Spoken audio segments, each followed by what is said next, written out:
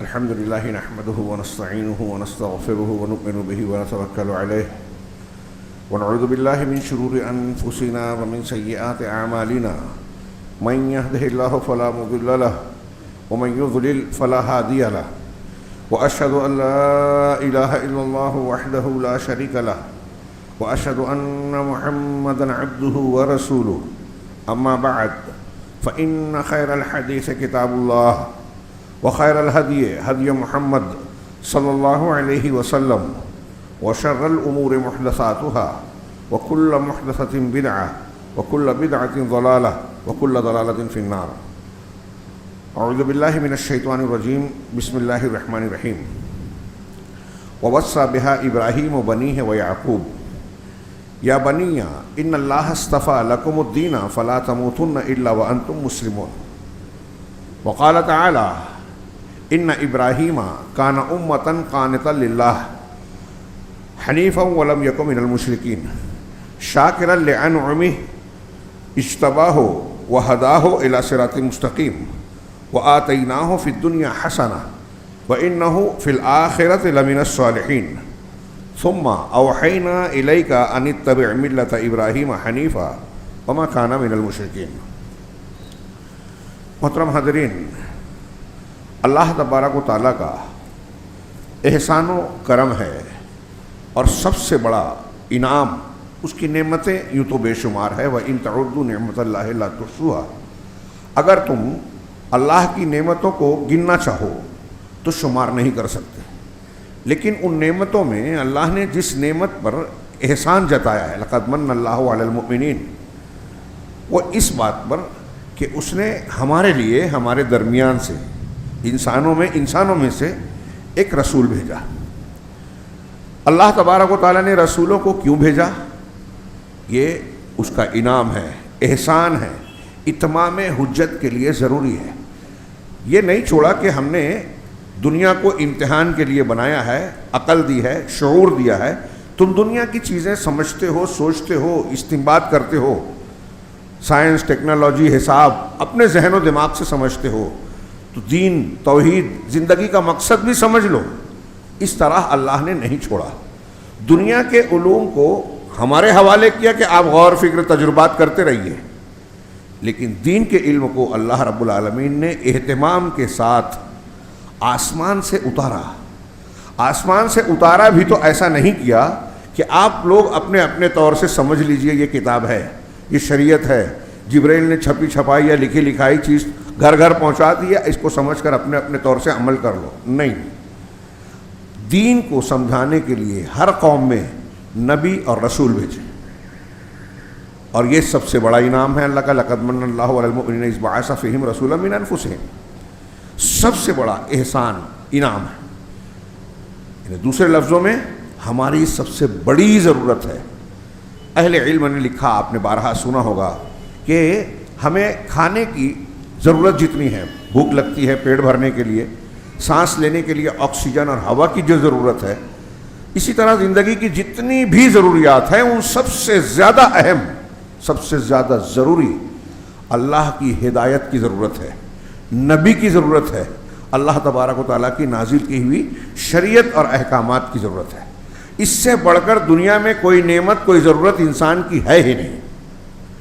تو اللہ نے انبیاء دیے، تو اس سے یہ بھی پتہ چلا کہ انبیاء کا آنا ہماری آپ کی اولین ضرورت ہے اور اللہ کا انعام بھی. اور اس میں ایک پہلو یہ بھی ہے کہ خود بخود معلوم ہوتا ہے کہ تعلیم و تربیت کے لیے آپ کسی کو صرف ہدایت دیں، ایسا کرو ایسا مت کرو، یہ معلومات ہے، یہ جو ہے طریقہ کار ہے، صرف زبانی طور سے یا معلوماتی اعتبار سے انفارمیشن کے طور پر آپ کسی کو کوئی چیز سکھاؤ، بتاؤ، یہ کافی نہیں ہے. بلکہ انسانوں کی صحیح تعلیم و تربیت کے لیے زندہ جیتا جاگتا نمونہ سامنے ہونا ضروری ہے. پریکٹیکل لائف آپ دیکھیں گے کہ خواص بھی اور عوام بھی، ہاں، ایک عام انسانی مزاج ہے کہ ایسے میں تقریر کروں آپ کے سامنے، کوئی فلسفہ، عقل اور دانش کی باتیں، بڑی ذہانت کی باتیں بیان کروں یا کوئی بیان کرے، اس کے مقابلے میں ایک انسان پر زیادہ اثر یہ بات کرتی ہے کہ آپ کسی انسانی زندگی کے واقعے کی شکل میں آپ بیان کریں، واقعات کی شکل میں آپ کوئی چیز بیان کریں. عام لوگ بھی اور بہت سارے خواص بھی اسے دلچسپی سے سنتے ہیں. اس کا فلسفوں اور ایسے عمومی باتوں کے مقابلے میں زیادہ اثر پڑتا ہے. لوگ متوجہ ہوتے ہیں اور لوگوں کے لیے یہ زیادہ اثر انداز ہوتا ہے، مؤثر ہوتا ہے کہ ہمارے سامنے کوئی انسانی شکل میں نمونہ ہے، یہ آدمی ہے، اس کی طرح ہمیں جینا چاہیے، اس کی نقل کرنی ہے، اس کی اتباع کرنی ہے، جو بھی لفظ استعمال کریں. تو اللہ تبارک و تعالیٰ نے ہمارے لیے کس کو نمونہ بنایا؟ نبوت کے سلسلے کی آخری کڑی. اب پوری کائنات، اپنی بعثت کے بعد سے پوری کائنات اور سارے انسانوں کے لیے نمونہ. وما ارسلناک الا رحمۃ للعالمین. ایسی بیسیوں دلیلیں ہیں جس سے یہ ثابت ہوتا ہے کہ محمد رسول اللہ صلی اللہ علیہ وسلم پچھلے نبیوں کے مقابلے میں یہ خصوصیت رکھتے ہیں کہ آپ کسی خاص قوم اور خاص زمانے کے لیے نبی نہیں بنائے گئے، بلکہ قیامت تک ساری اقوام، پوری دنیا کے لیے نبی بنائے گئے. اب اس ایک حقیقت میں بہت ساری چیزیں شامل ہیں کہ قیامت تک ہے، تو اس کا مطلب یہ بھی ہے کہ قیامت تک کے ہمارے آپ کے جو مسائل ہیں اس کا حل ہے. آج کل ایک چیز یہ پھیلائی جاتی ہے نوجوانوں کو دھوکہ اور فریب دینے کے لیے، اور نوجوان دھوکہ کھاتے ہیں کہ اتنی ترقی کا زمانہ ہے، ٹیکنالوجی کا دور ہے، دنیا کہاں سے کہاں پہنچ گئی. 1400 سال پہلے، 200 سال پہلے جو چیزیں تھیں اس کے مقابلے میں بہت ڈیولپ ہو گیا، تبدیلی آ گئی. تو ایسا لگتا ہے کہ گویا وہ یہ تاثر بھی دیتے ہیں کہ ارے انبیاء کرام نے جو نبی دین پیش کیا، ہمارے علماء کرام جو منبر و محراب میں بیان کرتے ہیں کہ تقوی اختیار کرو، نیکی طہارت کرو، حلال کھاؤ، یہ نیکی کرو، وہ کام کرو، توحید کو اختیار کرو، یہ سب پرانی باتیں ہیں. اب اس کی ضرورت کم ہے. اب تو نئے علماء کرام جانتے نہیں ہیں، علماء کو خبر معلوم نہیں ہے کہ کیا ہو رہا ہے امریکہ میں، جاپان میں، جرمنی میں. لہٰذا علماء کی بجائے دہنی شوروں سے ہم کو تعلیم لینی چاہیے. اب کرتے پاجامے والے نہیں، 3 پیس والے، کوٹ پینٹ والے آنے چاہیے. عربی جاننے والے نہیں، انگریزی بولنے والے ملنے چاہیے، کیونکہ جدید دور اسی کا ہے. جی نہیں، یہ دھیان رکھیے. انسان کتنا بھی نیا زمانہ آ گیا، انسان وہی ہے، انسان کی ضروریات وہی ہے، اللہ کا قانون وہی ہے، عزت و ذلت دینے کا طریقہ اور ضابطہ اللہ کا وہی ہے جو 100 سال، 1000 سال، 2000 سال، 10,000 سال پہلے تھا. اس میں کوئی تبدیلی نہیں ہوئی ہے. 200 سال پہلے، 500 اور 1000 سال پہلے زہر کھانے سے ایک انسان مرتا تھا. تو آج ڈیولپمنٹ کے زمانے میں ایسا نہیں ہے کہ زہر کھا کے آپ اچھے ہو جاتے ہو، صحت پاتے ہو. اس وقت شہد کی جو تاثیر تھی، گیہوں چاول کا جو اثر تھا، وہ آج بھی ہے. کمی بیشی ہو رہی ہے اصلی نقلی کی وجہ سے. تو ایسے ہی انسانی اقدار، اچھائی برائی بھی وہی ہیں. اللہ تبارک و تعالیٰ کا عزت دینے، ذلیل کرنے اور کامیابی اور ناکام بنانے کا قانون وہی ہے جو شروع سے تھا. اس لیے انبیاء کرام علیہم الصلوۃ والسلام کے ذریعے سے اللہ نے جو تعلیم دی نا، وہ انسان کی ضرورت ہے. بات تھوڑی لمبی ہو رہی ہے، مختصراً یہ کہ اللہ نے سارے انسانوں کے لیے محمد رسول اللہ صلی اللہ علیہ وسلم کو نمونہ بنایا. کتاب کی شکل میں قرآن ہے، حدیثیں ہمارے سامنے موجود ہیں، لیکن کہا کہ لقد کان لکم فی رسول اللہ اسوۃ حسنہ. تمہارے لیے محمد صلی اللہ علیہ وسلم کی شخصیت میں، ذات میں، سیرت میں اچھا نمونہ ہے، بہترین نمونہ ہے. اب ہمیں عبادت کیسے کرنی ہے؟ جیسے اللہ نے جو ہم کو سمپل دیا ہے، یہ سب سے اعلیٰ نمونہ ہے، بندگی کا سب سے اونچا درجہ ہے. ان کے جیسا بھی کوئی نہیں ہوگا، آپ کو اتباع کرنی ہے اسی نمونے کی. اور ان کی جو زندگی ہے وہ اصل میں قرآن کی ہے. میں کئی باتوں کا مجموعہ نچوڑ پیش کر رہا ہوں، جمعہ کا خطبہ بہت کم وقت ہوتا ہے. تو ان کی زندگی آپ کے لیے نمونہ ہے. عقیدہ آپ کو اللہ کے ہاں وہی قبول ہوگا جو محمد رسول اللہ صلی اللہ علیہ وسلم نے عقیدہ بتایا ہے. اللہ کے رسول نے کہا کہ اللہ عرش پر ہے، قرآن کہہ رہا ہے، اور آپ کے فلسفہ، آپ کے پیر صاحب، آپ کے امام صاحب کہہ رہے ہیں کہ نہیں اللہ ہر جگہ ہے. اب آپ نے پیر صاحب والی بات مانی، اللہ اور رسول کی بات نہیں مانی، تو آپ اللہ کا دین قبول نہیں کر رہے ہیں. یہ نمونہ ہے. جو عقیدہ محمد صلی اللہ علیہ وسلم کا وہی ہمارا ہونا چاہیے. اس کے بغیر جنت میں نہیں جا سکتے. جو عبادت محمد رسول اللہ صلی اللہ علیہ وسلم کی، جیسے نماز پڑھی، جیسے روزہ رکھا، جیسے حج کیا، ہمیں بھی کہا ہے صلوا کما رأیتمونی اصلی وما آتاکم الرسول، قرآن کی آیت ہے. جو رسول دے لے لے، جس سے منع کر دے رک جاؤ. یہ نمونہ ہے. بیوی کے ساتھ کیسے رہے, کیسے حقوق ادا کیے, بچوں کے کیا حقوق ہیں, بھائی دوست کے کیا حقوق ہیں, اخلاق کیسے ہونا چاہیے, حلال حرام کیا ہے, معاملات کیسے ہونا چاہیے, ساری چیزیں آپ محمد رسول اللہ صلی اللہ علیہ وسلم کے, یہ میزان ہے, ترازو ہے. آپ کا عقیدہ, آپ کا عمل, آپ کی عبادت, آپ کا اخلاق اس وزن پر کھرا اترا تو اللہ کے یہاں قبول ہے, ورنہ نہیں. یہ معیار ہمیں دیا گیا. اب دنیا کا کوئی شخص ہوا میں اڑے, پانی پہ چلے, آگ میں بیٹھ کے کھیلے, عشاء کے وضو سے فجر کی نماز پڑھے, فجر کے وضو سے عشاء کی نماز پڑھے, بچپن کے وضو سے بڑھاپے میں نماز پڑھے, کوئی کیسا بھی ہو جائے, وہ ہمارے لیے نمونہ نہیں ہے. صرف محمد رسول اللہ صلی اللہ علیہ وسلم کی یہ شان ہے کہ اگر آپ کی حدیث آ جائے, ثابت ہو جائے, ہمیں سر جھکانا ہے. فلا وربک لا یؤمنون حتی یحکموک فیما, اگر ہمارا جھگڑا ہو رہا ہے کسی معاملے میں, اللہ تعالیٰ نے قسم کھائی کہ تیرے رب کی قسم, وہ مومن نہیں ہو سکتے جب تک کہ اپنے جھگڑوں میں آپ کو فیصل نہ بنائے. اور پھر آپ جو فیصلہ کریں, قرآن حدیث کا جو فیصلہ ہو رہا ہے, اس کے سامنے سر تسلیم خم نہ کریں. ہاں, ثم لا یجدوا فی انفسہم حرج, دل میں کوئی تنگی محسوس نہ کریں, اندر سے کوئی خلجان نہ ہو. وَيُسَلِّمُ تسلیما, اور اوپر سے بھی سر تسلیم خم کر دیں. اب یہاں تھوڑی سی بات لمبی ہو گئی, تمہید ہی, لیکن یہ بھی ہمارے دین کی بنیاد ہی ہے. محمد رسول اللہ صلی اللہ علیہ وسلم ہمارے لیے نمونہ ہے, اور بتایا گیا کہ آپ کی اتباع کرنی ہے.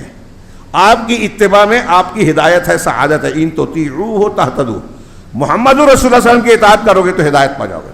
اور بھی دلیلیں ہیں, مجھے موضوع دیا گیا, وہ اس کے لیے میں تمہید کے طور پر اس کا ذکر کر رہا تھا. حضرت ابراہیم اسماعیل کی دعوت, سیرت, اور پھر ان کے درمیان میں جو والدین کا کردار ہے, والدین باپ بیٹے کا جو حق ہوتے ہیں, اس میں سے کوئی ایک ہی پہلو کے لیے خطبہ جمعہ کا وقت ناکافی ہے, تو اس میں 3-4 موضوع اکٹھا ہے. بہرحال میں یہ عرض کرنا چاہتا تھا تمہیداً کہ پوری کائنات کے لیے محمد رسول اللہ صلی اللہ علیہ وسلم نمونہ ہیں, سمپل ہیں, ہادی ہیں, رہنما ہیں, پیغمبر ہیں. اب آپ کے بغیر کوئی آدمی نجات نہیں پا سکتا. کسی کی آپ تقلید کریں نہ کریں, اگر تقلید کر کے محمد رسول اللہ صلی اللہ علیہ وسلم کی مخالفت کر رہے ہیں تو گمراہ ہیں. موسیٰ اور عیسیٰ علیہ السلام کا نام لے کے ان کے راستے پہ چلنے کی بات کریں اور محمد رسول اللہ صلی اللہ علیہ وسلم کی باتوں کو چھوڑ دے تو گمراہ ہیں.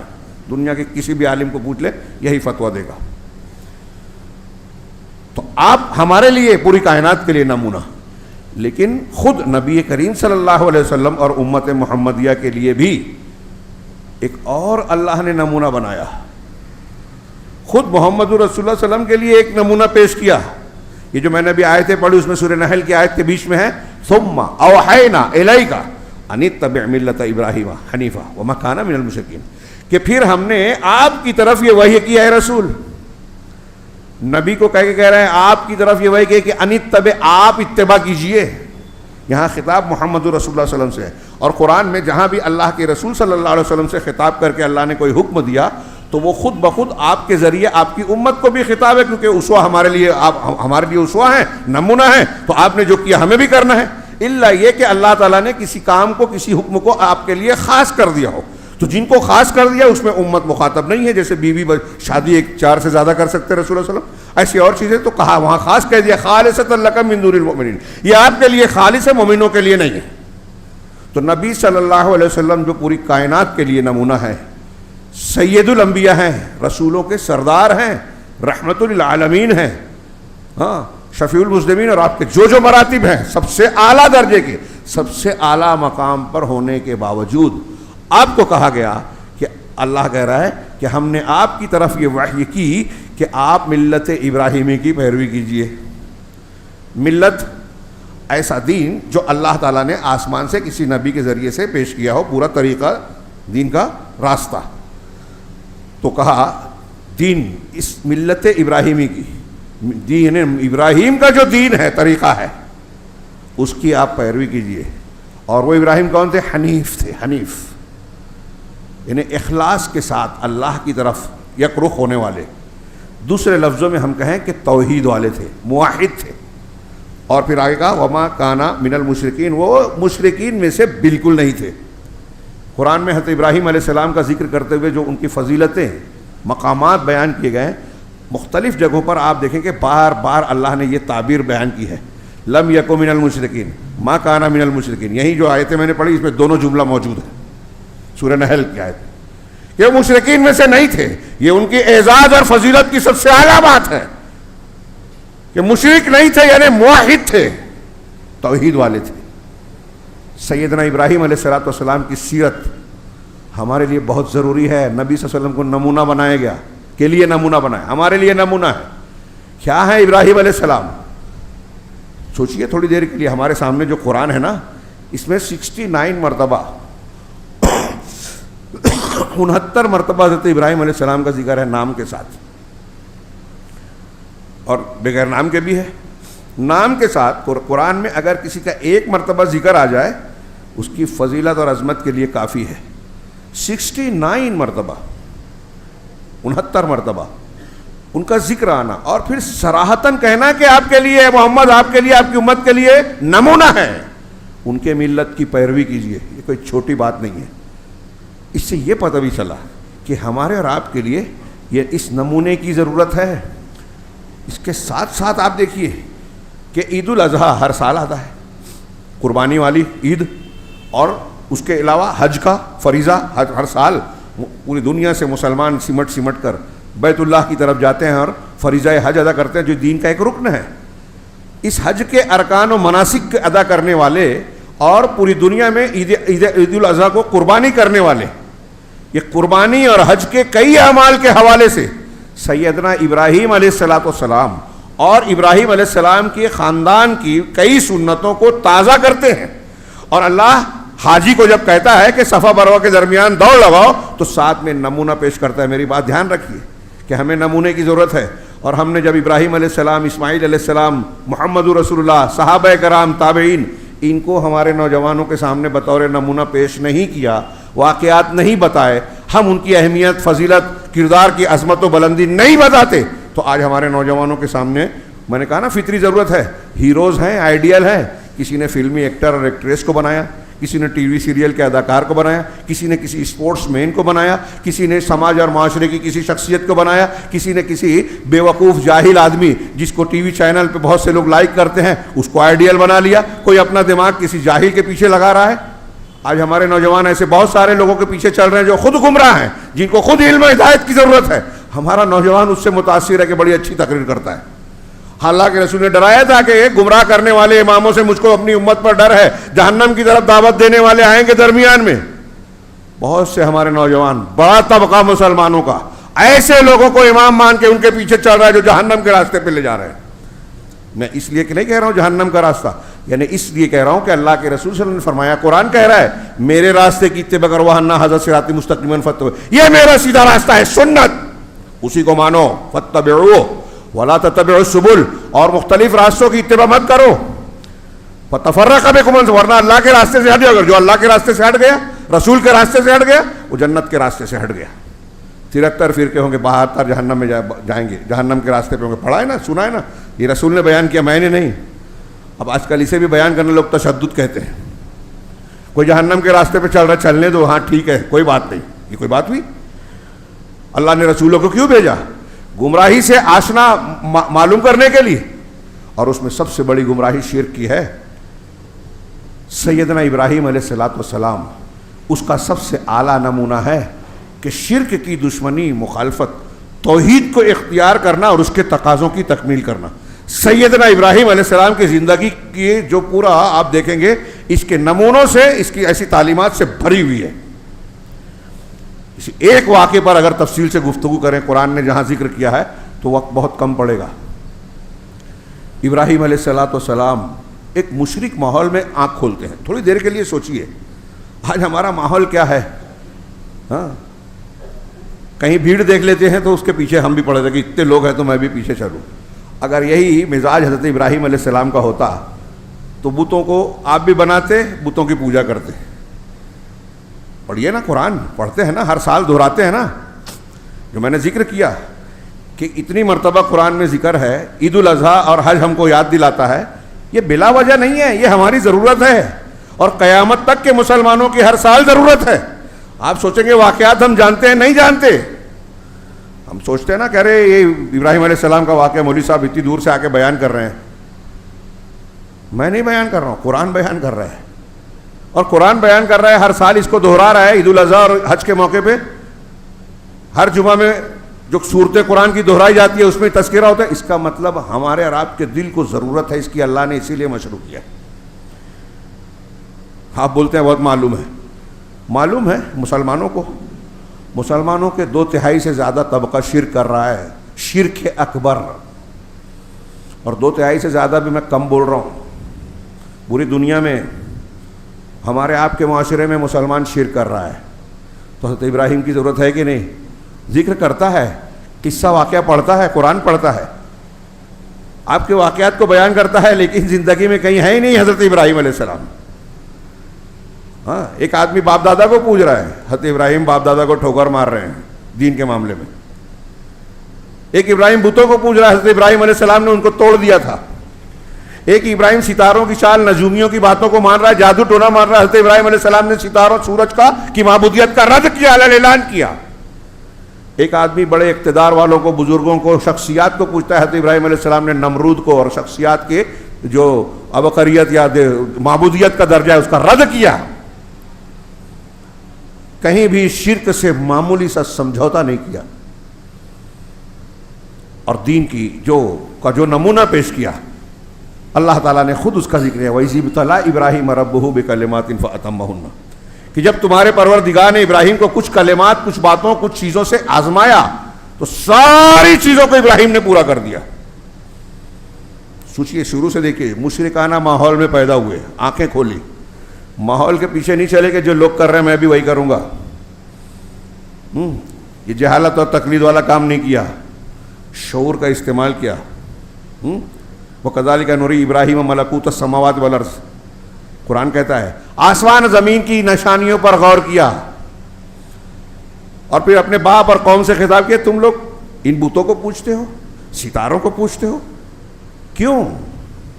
کئی جگہوں پہ دیکھیے یہ خطاب ہے، اوف ہے تم پر، تم جن کو پوچھ رہے ہو وہ طاقت نہیں رکھتے، قوت نہیں رکھتے، سن نہیں سکتے، دیکھ نہیں سکتے، نفع نقصان نہیں پہنچا، کیوں پوچھتے ہو؟ کیا دلیل ہے؟ یہ تو خود نکل رہے ہیں، ڈوب رہے ہیں. ہاں، سورج کو سمجھانے کے لیے کہا ستارہ نے، چلو اس کو مان لیتا ہوں. ڈوبا رہے، جو ڈوب گیا وہ میرا رب کیسے ہو سکتا ہے نا؟ سورہ انعام میں پڑھیے، انی لا احب الافلین فلما جن علیہ اللیل رأى کوكبا. وہ آیتیں پڑھیے، ٹائم نہیں ہے، آپ واقعہ جانتے ہیں. یہ حضرت ابراہیم کا مناظرے کا انداز تھا قوم سے. چلو تم مان تو مان لیتا ہوں. ڈوب گیا، ارے یہ تو ڈوبنے والے کو میں پسند نہیں کرتا، اللہ نے ہدایت نہیں دی تو میں نہیں، اچھا چلو چاند اس سے بڑا ہے اس کو مان لیتا ہوں. وہ بھی ڈوب گیا. تو کہا اگر اب راستہ نہیں ملا تو میں گمراہ ہو جاؤں گا. سورج بڑا ہے، یہ سب سے بڑا ہے، ھذا ربی ھذا اکبر، یہ سب سے بڑا ہے، یہ میرا رب ہے. لیکن جب وہ بھی ڈوب گیا تو قوم سے کیا کہا؟ دیکھو یہ تو نکل رہے ہیں، ڈوب رہے ہیں. اس میں کیا غور کرنے کی بات ہے؟ ابراہیم علیہ السلام کی جو دلیلیں ہیں، قرآن میں جو انبیاء کی دلیلیں ہیں، اس پر غور کرو بھائیو. آپ اپنے زمانے کے مشرکین کو سمجھا سکتے ہیں ان دلیلوں سے کہ جب یہ خود نکل رہے ہیں، ڈوب رہے ہیں، یہ خود مخلوق ہیں، یہ خود محکوم ہیں، یہ کیسے الہ ہو سکتے ہیں؟ یہ میرے مالک کائنات کا نظام چلانے والے کیسے ہو سکتے ہیں؟ یہ تو خود اس نظام کا حصہ ہیں. تو اعلان کیا، انی وجہت وجہی للذی فطر السماوات والارض. ہاں، یہ میں نے قوم کے تعلق سے مثال دی. حضرت ابراہیم علیہ السلام نے توحید کی طرف دعوت دی. ہاں، اس کے لیے مقابلہ کیا، دلائل اور حجت پیش کیے. شروعات اپنے باپ سے، اپنے گھر سے کی. قوم کو پھر سمجھایا. ہاں، آخر میں سمجھاتے سمجھاتے جتنے طریقے، حجتیں، دلیلیں ہو سکتی تھیں سمجھانے کے لیے سب استعمال کر لی، کوئی چیز چھوڑی نہیں. یہاں تک کہ بتوں کو توڑ ڈالا. میلے میں لے جانا چاہے نہیں گئے، مشرکین کے میلے میں نہیں جانا چاہیے، ملت ابراہیمی یہ ہے. بتوں کو توڑ ڈالا. اس کے بعد حاضر کیا گیا تو یہ نہیں کہا کہ میں نے نہیں کیا، یہ کہا بڑے والے نے کیا. 3 جھوٹ جو ان کے بیان کیے جاتے اس میں سے یہ ہے. یہ جھوٹ نہیں تھا، اس پہ کسی اور موقع سے تفصیل. قوم نے دھوکہ نہیں کھایا. جھوٹ بولنے والا سامنے والے کو دھوکہ دینا چاہتا ہے تب جھوٹ بولتا ہے. حضرت ابراہیم دھوکہ دینا نہیں چاہتے تھے، اور پھر قوم نے مانا کہ انہوں نے ہی توڑا، اسی لیے تو آگ میں ڈالنے کے لیے پلان بنایا. آگ میں ڈالا گیا. پیچھے نہیں ہٹے حضرت ابراہیم. ہمارے یہاں تھوڑا سا خطرہ ہوتا ہے تو ہم لوگ پیچھے ہٹ جاتے ہیں، کہیں ضمیر بیچ دیتے ہیں، کہیں ڈر جاتے ہیں. ابراہیم علیہ السلام اکیلے کھڑے ہیں پوری قوم کے سامنے، اکیلے، کوئی میزائل نہیں ہے، کوئی ہتھیار نہیں ہے، کوئی گروپ نہیں ہے، کوئی سیاسی طاقت نہیں ہے، بادشاہ مخالف ہے، قوم سے تو لڑے، نمرود سے بھی مناظرہ کیا، اس کی شخصیت، اس نے کہا میں رب ہوں، کہا میرا رب مشرق سے سورج کیا نام ہے زندہ کرتا ہے، موت دیتا ہے، کہا میں بھی زندہ کرتا ہوں، موت دیتا ہوں. 2 قیدیوں کو بلایا، کہا ایک کو مار ڈالو، ایک کو چھوڑ دو، کہا دیکھو جس کو چھوڑا زندہ کر دیا، جس کو مارا اس کو موت دے دی. حضرت ابراہیم اس کی بیوقوفی کو چھوڑ کے دوسری دلیل دی، اور یہ قرآن الم تر الی الذی حاج ابراہیم فی ربہ ان آتاہ اللہ الملک. ہاں تو کیا کہا حضرت ابراہیم نے؟ میرا رب وہ ہے جو مشرق سے سورج کو نکالتا ہے، تیرے کو دعویٰ ہے تو اس کو چینج کر دے، تو مغرب سے نکال کے بتا. فبہت الذی کفر، تو کافر مبہوت ہو گیا، اس کے پاس کوئی جواب نہیں تھا. یہ میں بتا رہا ہوں حضرت ابراہیم کی دلیل، حجت. بادشاہ کی آنکھوں میں آنکھیں ڈال کے توحید کی دعوت پیش کر رہے ہیں، ہم آج اپنے گھر میں نہیں پیش کر پاتے، منع کرتے ہیں. وہ تعزیہ پوچھتے ہیں، وہ شخصیت کو پوچھتے ہیں، وہ شرک کر رہے ہیں، بدعت کر رہے ہیں، منع کرو گے اختلاف ہوگا. اعتدال اور تشدد کی مثال کی ہمارے ہاں جو ہے تعریف ہی بدل دی.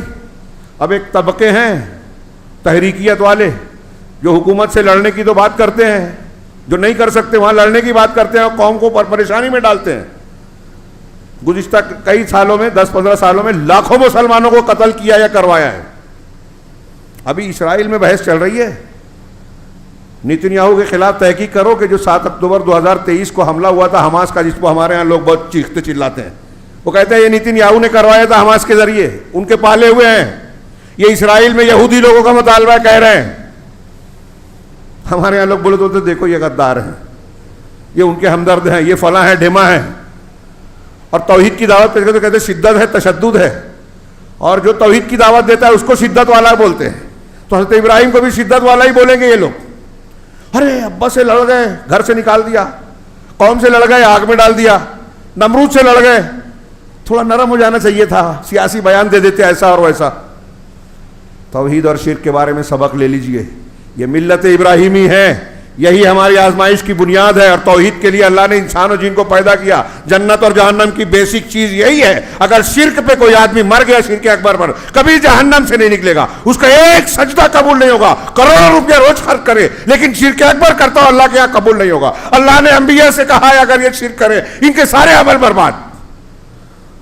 اس سے زیادہ خطرناک چیز کون ہو سکتی ہے؟ اور سیدنا ابراہیم کی زندگی میں سب سے نمایاں سبق یہی ہے، یہ شرک سے کہیں بھی کوئی سمجھوتا نرمی کا سوال ہی نہیں. آپ نے ہر قدم پر ہر جگہ دعوت دی، مناظرہ کیا، دلیلیں دی، بتوں کو توڑا، گھر چھوڑ دیا، ہجرت کی، سب کچھ کیا، شرک سے سمجھوتا نہیں کیا. اور اس دعوت کا آغاز گھر سے کیا. مجھے یہاں سے شروعات کرنا تھی. گھر سے جو شروعات کی، حضرت ابراہیم علیہ السلام کی ملت توحید. ہاں یہ سورہ مریم کی آیتیں پڑھی ہے، اس میں توحید کی دعوت اور ابا سے تعلق بھی آ گیا. باپ بیٹے سے کیسے تعلق ہونا چاہیے؟ باپ مشرک ہے لیکن ابراہیم علیہ السلام کا خطاب، انداز، اور اس میں کئی پہلوؤں سے آپ غور کریں، 20 مسائل ان آیتوں میں سے نکلتے ہیں، وقت نہیں ہے زیادہ. اللہ نے کہا وَاذْكُرْ فِي الْكِتَابِ ابراہیم، ہاں کہ اپنی کتاب میں، قرآن میں ابراہیم کا ذکر کیجئے. اِنَّهُ كَانَ صِدِّيقًا نَبِيًّا، یقیناً وہ صدیق تھے، خوب تصدیق کرنے والے، سچائی پر چلنے والے، ہر اعتبار سے سچ پر قائم. آج ہم لوگ جھوٹ کے عادی ہو گئے ہیں، قدم قدم پر جھوٹ بولتے ہیں، اور جتنی باطل چیزیں اختیار کرتے ہیں سب جھوٹ ہے. دین میں جھوٹ، کاروبار میں جھوٹ، معاملات میں جھوٹ، ہر جگہ جھوٹی جھوٹ ہے. ہاں نبوت کے بعد صدیقیت کا درجہ ہے. خیر ابھی میں اس پہ تفصیل میں نہیں جاتا. اللہ نے کہا کہ وہ صدیق تھے، نبی تھے، پیغمبر. انہو کانا صدیقا نبیہ، ان کا ذکر کیجئے. مطلب ان کا ذکر کرنے کی ہم کو آپ کو ضرورت ہے، قرآن میں ضرورت ہے. ہاں اب اس کا ذکر کیجئے، اپنے بچوں کو سکھائیے یہ واقعات. یہاں جو بزرگان بیٹھے ہیں وہ جانتے ہوں گے، یہاں کا ماحول تو پہلے کا میں نہیں جانتا. میں اکثر یہ بات کہتا ہوں، بچپن میں ہم لوگ جب چھوٹے تھے، ہمارے والد دادا وغیرہ زندہ تھے، تو ایک عام روایت تھی، گھر کے بزرگ چھوٹے بچوں کو قصے واقعات سناتے تھے. اور دوسری قصوں کہانیوں کے ساتھ انبیاء کے واقعات خاص طور سے سناتے تھے. صحابہ میں سے کچھ لوگوں کے واقعات. بچے کہتے تھے آج فلاں یوسف علیہ السلام کا واقعہ سنائیے, آج عمر رضی اللہ تعالیٰ عنہ کا واقعہ سنائیے. یہ بچے فرمائش کرتے تھے. اب آج تو بچوں کو فرصت نہیں, بڑوں کو بھی ٹائم نہیں ہے, اور بڑے نہیں جانتے. جب آپ کو نہیں معلوم ہے تو آپ اپنے بچے کو کیا بتاؤ گے؟ ہاں, اسپورٹس مین, فلمی اداکار اور ان کے گھروں کے واقعات, معاملات بہت معلوم ہے آج ہم کو, لیکن اللہ کے نبی صلی اللہ علیہ وسلم کی سیرت نہیں معلوم ہے. انبیاء کی سیرت یہ مسجد میں تھوڑا موڑا سن لیے, ٹائم زیادہ ہو گیا تو آدمی کو برا لگنے, بوجھ لگنے لگتا ہے. جس کی ہمیں ضرورت ہے, جو ہمارے لیے نمونہ ہے, جس کو اللہ نے بیان کیا ہے, وہ نہیں جانتے. اور جب آپ یہ نہیں بتاتے تو پھر وہی ہوگا, ناچنے گانے والے ہمارے بچوں کے لیے ہیرو ہیں. ان کی نقل کریں گے, ان کے جیسا بال رکھیں گے, ان کے جیسا کپڑا رکھیں گے, دیکھ رہے ہیں کہ وہ مورتی کے سامنے پوجا کر رہے ہیں تو یہ بھی کریں گے, وہ زنا کرتے ہیں تو یہ بھی کریں گے. ان کے اندر دینی غیرت نہیں ہے, پتہ چلا وہ ایسا ایسا کرتے ہیں تو یہ بھی کریں گے. بک جائیں گے, اپنا ضمیر بیچیں گے, ایمان بیچیں گے. کیوں؟ اس لیے کہ جن کو نمونہ بنایا ہے وہ ایسے ہی ہیں. تو اگر آپ چاہتے ہیں کہ آپ کے بچے انبیاء کے طریقے پہ چلیں تو اللہ نے کہا نا وذکر فی الکتاب, تو اپنے گھروں میں ابراہیم کا, اسماعیل کا, انبیاء کا, رسول اللہ صلی اللہ علیہ وسلم کا ذکر کیجئے, پڑھائیے ہر گھر میں. میں مانتا ہوں مسلمان کے ہر گھر میں انبیاء کی سیرت اور رسول اللہ صلی اللہ علیہ وسلم کی سیرت پر کتابوں کا ہونا ضروری ہے. ہونا صرف نہیں, پڑھنا اور پڑھانا ضروری ہے, سننا اور سنانا ضروری ہے. اور اس میں بھی صحیح واقعات, یہاں بھی گمراہی ہے کہ لوگ بہت سارے الٹے سیدھے واقعات بیان کرتے ہیں. جو صحیح ہے بولتے ہیں کہ مزہ نہیں آتا. صحیح ڈھنگ سے آپ پڑھنا سننا جانتے نہیں ہیں. قرآن کو, حدیث کو جو صحیح ہیں صحیح ڈھنگ سے پڑھیں سنیں نا, کافی ہے ہمارے لیے. جھوٹے واقعات کی ضرورت نہیں ہے. میں نے شروع میں کہا تھا نا کہ عام لوگوں کی ایک پسند ہوتی ہے کہ واقعات سنیں, تو ایک طبقہ مسلمانوں میں ایسا گزرا اور آج بھی چل رہا ہے, فضائل کے نام پر یا بزرگان دین کے واقعات کے نام پر شرک کی دکان لگانے کے لیے نئے نئے واقعات جس کی کوئی حقیقت نہیں ہے بنا بنا کے بیان کرتے ہیں. ارے وہ تو ایسے تھے, جس دن بالغ ہوئے تھے اس دن وضو کیا تھا, اور جب موت ہوئی تو وضو ٹوٹا ہی نہیں تھا, بوڑھے ہو گئے تھے. اور لوگ بھی سر دھنتے, واہ واہ کیا بات ہے, واقعی ایسے پہنچے ہوئے تھے. وہ ہوا میں اڑتے تھے, کرامت کرامت کھیلتے تھے, پہاڑ پھینک کے مار دیتے تھے, پتہ نہیں کیا کیا کر لیتے تھے. پھر اللہ والی بات جو کفار مکہ بھی اپنے بتوں کے لیے نہیں بولتے تھے, وہ ہمارے یہاں لوگ بولتے کہ شیخ عبد القادر جیلانی فلاں بزرگ مردوں کو زندہ کر دیتے تھے. یہ کفار مکہ بھی اس کو کہتے تھے کہ یہ صرف اللہ کر سکتا ہے. آج کا جاہل مسلمان, مشرک مسلمان کہتا ہے کہ یہ فلاں بابا اور پیر بھی کر سکتے ہیں.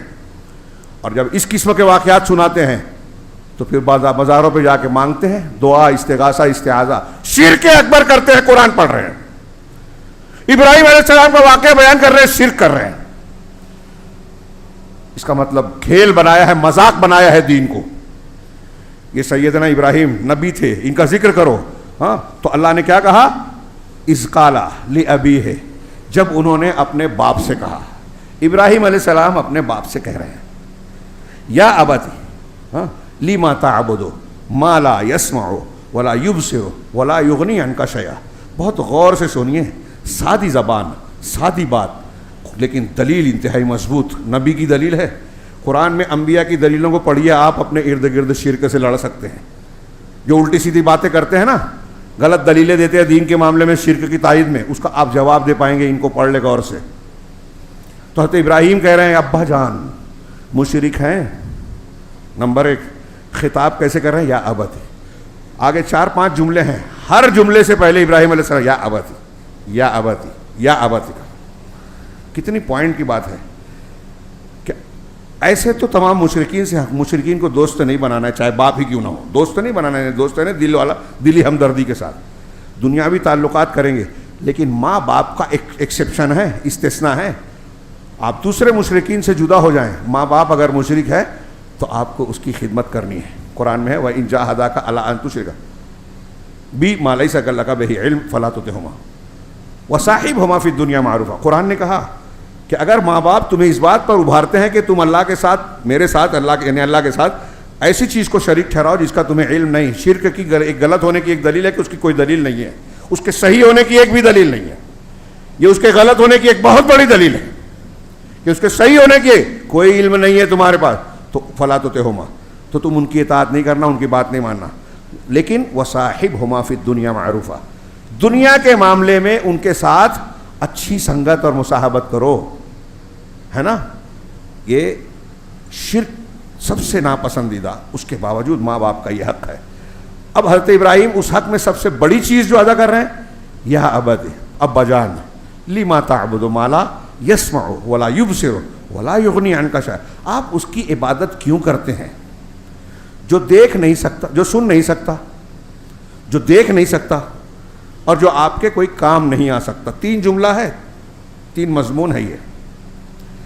کوئی کسی کی عبادت کیوں کرتا ہے؟ آپ کسی کی عبادت کریں، دنیا میں کسی سے بھی پوچھئے کہ آپ کس کی عبادت کرتے ہو، تو سب سے پہلے یہ تو چاہو گے نا کہ جو آپ جس کی آپ عبادت کر رہے ہیں وہ آپ کو دیکھے، سنے، آپ کی ضرورت محسوس کرے، آپ کے لیے کون سی چیز مفید ہے، کون سی مضر ہے وہ جانے. پھر آپ اس کو پکار رہے ہیں تو اس کو سنیں، جب سنے گا جانے گا، پھر اس کو یہ طاقت ہو کہ آپ کو فائدہ پہنچا سکے، نقصان سے بچائے. اس کو ایسے لیجئے کہ آپ کو بھوک لگی ہے، اپنے گھر میں بچوں کو بھوک لگتی ہے، تو کوئی آ کے یہاں ممبر پہ کہتا ہے ممبر مجھ کو بھوک لگی ہے کھانا دے. مسجد میں ممبر کا کتنا مقام ہے، اس پہ کھڑے ہو کے لوگ خطبہ دیتے ہیں، ممبر رسول بولا جاتا ہے، امام کا مصلی ہے، یہاں روز نماز پڑھی جاتی ہے، امام صاحب کھڑے ہوتے ہیں. تو اس سے آگے کوئی کھانا مانگتا ہے کیا؟ کیوں نہیں مانگتا؟ Simple logic. آپ بولیں گے کیسی مثال دے رہا ہو؟ بہت صحیح مثال دے رہا ہوں، کیونکہ ایک موٹی سی عقل کا ایک بچہ بھی جانتا ہے کہ یہاں کھانا نہیں ملے گا. حضرت ابراہیم وہی پوچھ رہے ہیں کہ جو بت آپ کو سنتا نہیں، دیکھتا نہیں، جانتا نہیں، آپ کے کام نہیں آ سکتا، اس کو پوجا پکارنے کا مطلب کیا ہے؟ سمجھا دیجئے.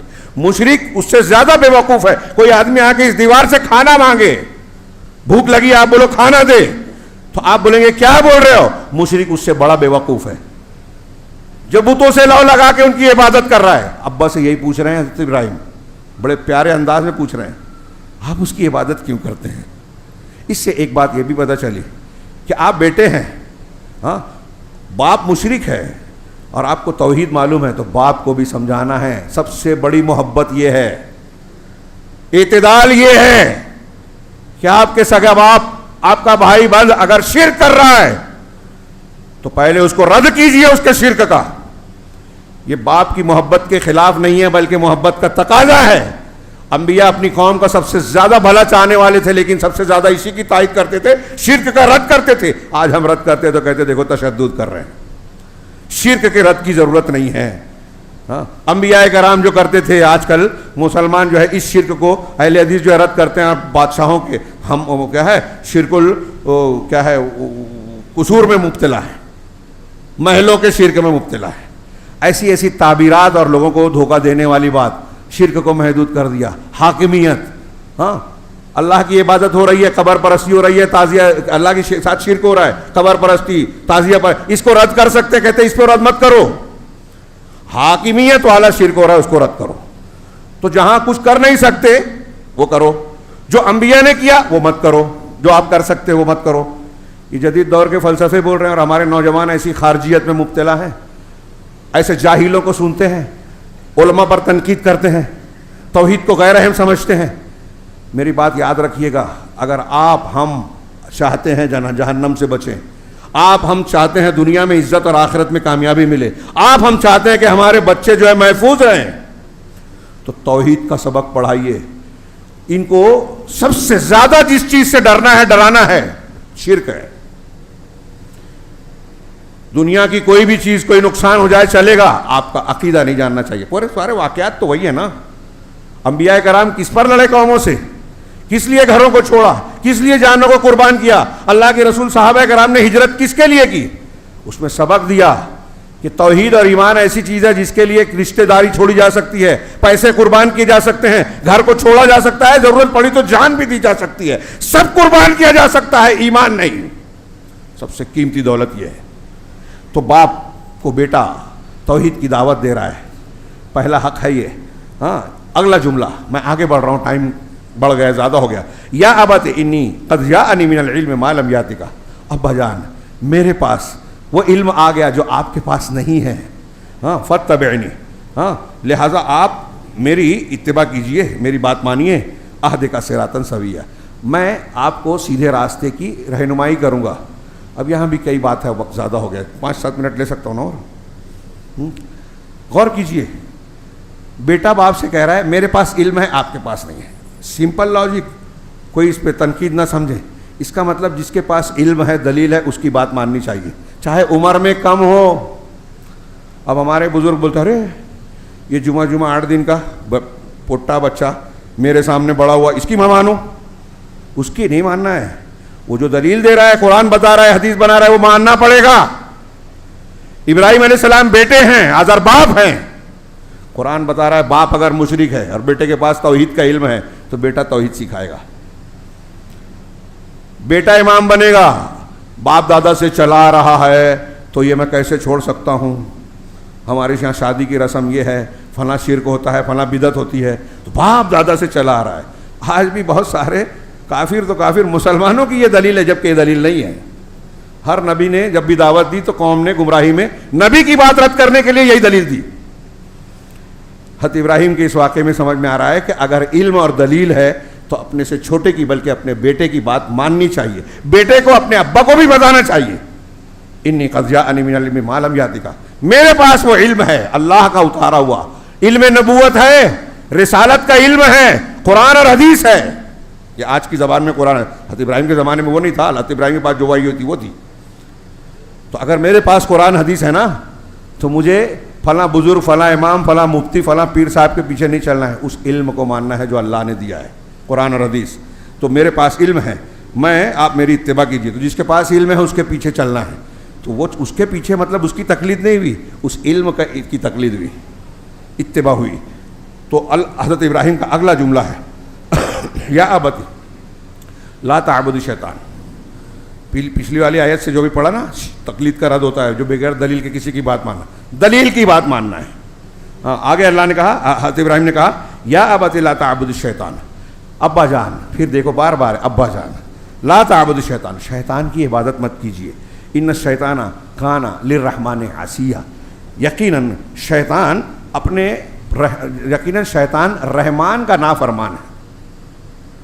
کتنی پیارا انداز ہے، غور کیجیے. اس میں لوگوں نے بڑی، اب تفسیر پڑھیں گے نا، الگ الگ نقطے نکالے کہ اللہ کے لیے بھی رحمان کا لفظ استعمال کیا.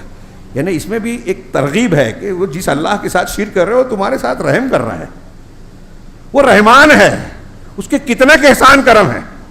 شیطان کو سب جانتے ہیں. اگر تم عبادت کرو گے غیر اللہ کی تو حقیقت میں شیطان کی عبادت کر رہے ہو، بتوں کی نہیں. انداز کتنا پیارا ہے. ہاں، تو شیطان اپنے پروردگار کا نافرمان ہے تو رحمان کا نافرمان ہے. آپ اس کی پیروی کرو گے تو نافرمانی کے راستے پہ جاؤ گے، جہنم کے راستے پہ جاؤ گے. یا ابت انی اخاف ان یمسک عذاب من الرحمن فتکون للشیطان ولیا. ابا جان میں اس بات سے ڈرتا ہوں کہ آپ کو رحمان کی جانب سے کوئی عذاب چھو لے ہوئے، پکڑ لے ہوئے. یہاں علماء نے لکھا، دیکھیے ابراہیم علیہ السلام نے اپنے ابا سے نہیں کہا کہ ارے آپ جاہل ہو، میرے پاس علم ہے. ہاں، انداز دیکھیے، آپ کے پاس وہ علم نہیں ہے جو میرے پاس ہے. یہ نہیں کہا آپ جاہل ہیں، انداز. یہاں کہا کہ آپ کو عذاب چھو لے گا، آپ جہنم میں چلے جائیں گے، جہنم کا ایندھن بنیں گے. یہاں باپ کو خطاب کے انداز میں بھی ملحوظ رکھا، اگرچہ عذاب کا ذکر کر رہے ہیں. تو شیطان کے دوست ہو جائیں گے. رحمان جو تمہارے اوپر رحم کر رہا ہے اس کے مقابلے میں اگر آپ اس کی بات مانتے ہیں تو اس کے دوست ہو جائیں گے. ہاں، یہ پوری دعوت پڑھیے، ٹائم زیادہ ہو رہا ہے. اس کے فوراً بعد اللہ حضرت ابراہیم علیہ السلام کے جواب میں اللہ نے جو نقل کیا کہ باپ نے کیا کہا، اراغب انت آلہتی، کیا ہے فرمایا، قال اراغب انت عن آلہتی یا ابراہیم، اے ابراہیم میرے معبودوں سے تم روگردانی کر رہے ہو، منہ پھیر رہے ہو. ہاں، لئن لم تنتہی لارجمنک، اگر رکے نہیں، باز نہیں آئے، یہ سب چھوڑو، اگر نہیں مانے تو آپ کو رجم کر دوں گا، پتھروں سے مار مار کے مار ڈالوں گا. واہجرنی ملیا، میں دیکھنا نہیں چاہتا، دور ہو جا میرے سے، ایک لمبی مدت تک دکھنا نہیں، چلے جاؤ. تو حضرت ابراہیم نے کہا قال السلام علیک، ٹھیک ہے آپ پر سلامتی ہو، یعنی آپ محفوظ رہیں. دیکھیے انداز، آپ مشرک ہیں، غلط ہیں، پھر بھی میں آپ کا بھلا چاہتا ہوں. ساستغفر لک ربی، ہاں میں اپنے پروردگار سے آپ کے لیے معافی مانگوں گا، مغفرت کی دعا کروں گا. مشرک آدمی، شرک پر مر جانے والے آدمی کے لیے بعد میں حضرت ابراہیم نے بھی چھوڑ دیا، اللہ کے نبی صلی اللہ علیہ وسلم کو بھی منع کر دیا جب ابو طالب کے لیے دعا کی کہ آپ مشرک چاہے قریبی رشتہ دار ہی کیوں نہ ہو، شرک پر مرنے والوں کے لیے مغفرت کی دعا نہیں کر سکتے۔ اپنی والدہ کی قبر پر جانے کی اجازت مانگی، اللہ کے رسول نے دے دی گئی، مغفرت کی دعا مانگنے کی اجازت مانگی گئی، نہیں دی گئی۔ اللہ کے رسول صلی اللہ علیہ وسلم اپنی والدہ کی قبر پہ جا کے رونے لگے۔ سوچئے میرے بھائیو، یہ ایک بات ہمارے رونگٹے کھڑے کر دینے والی۔ آدمی کو اس بات پر اکسانے کے لیے کافی ہے کہ آدمی کو شرک سے بچنا چاہیے۔ نبی صلی اللہ علیہ وسلم سے ایک شخص نے پوچھا، کتاب الایمان میں مسلم شریف میں پڑھیے، آ کے پوچھا کہ میرے ابا کہاں ہیں؟ کہا جہنم میں۔ کافر تھے، واپس جانے لگا، بلایا، میں ہلا دینے والی بات، ابراہیم علیہ السلام کا باپ آزر بھی جہنم میں ہوگا۔ اللہ کے رسول صلی اللہ علیہ وسلم نے کہا اس آدمی کو بلا کے، صحابی کو، کہ تیرے ابا میرے ابا دونوں جہنم میں۔ یہ ایک بات کافی ہے میرے بھائیو شرک کی، کفر کی مذمت کے لیے۔ ہاں، حضرت ابراہیم نے یہ کہا تو قرآن میں دوسری کہا، وما کانا استغفار ابراہیم لابیہ الا عن موعدۃ وعدہا ایاہ، کہ ابراہیم علیہ السلام اپنے باپ کے لیے جو دعا کرتے تھے تو ایک وعدے کی وجہ سے تھا جو انہوں نے اپنے باپ سے کیا تھا کہ میں تمہارے لیے مغفرت طلب کروں گا، فلما تبین لہ انہ عدو للہ۔ لیکن قرآن کا سورہ توبہ کی آیت ہے، جب یہ بات واضح ہو گئی ابراہیم کے سامنے کہ وہ اللہ کا دشمن ہے، شرک والا ہے، توبہ نہیں کیا، تو تبرأ منہ، ان سے براءت کا اظہار کر لیا، اب ان کے لیے دعا نہیں کرتے تھے۔ مشرک کے لیے یہ دعا کر سکتے ہیں کہ اللہ انہیں ہدایت دے دے، زندہ ہے تو، مر گیا تو مغفرت کی دعا نہیں کر سکتا، نبی بھی نہیں کر سکتے، اور جو شرک پہ مرا جب دنیا میں دعا نہیں کر سکتے تو آخرت میں اس کے لیے سفارت کرے گا کیا؟ سوال ہی نہیں، اجازت ہی نہیں ملے گی۔ جو مشرک ہوگا وہ اللہ کی یا کسی کی بھی سفارش کی اجازت نہیں پائے گا قیامت کے دن، دلیلیں موجود ہیں۔